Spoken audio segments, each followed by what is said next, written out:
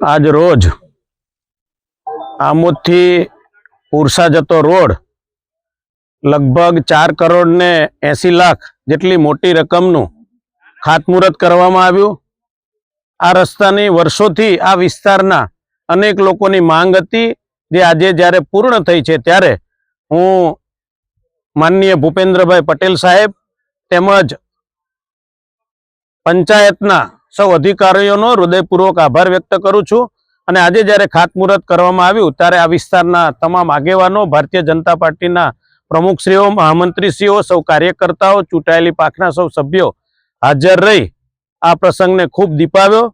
આ રોડ થવાથી આવનાર દિવસોની અંદર આ અનેક વિસ્તારના લોકોને તેમજ પુરસા કાંકરિયાના જે લોકોની વર્ષોની માંગ હતી, આજે જ્યારે પૂર્ણ થઈ રહી છે ત્યારે હું આ નિમિત્તે સૌ કાર્યકર્તાઓને સરકારને ખૂબ ખૂબ અભિનંદન આપું છું। અસ્તુ, ધન્યવાદ। વંદે માતરમ। ભારત માતા કી જય।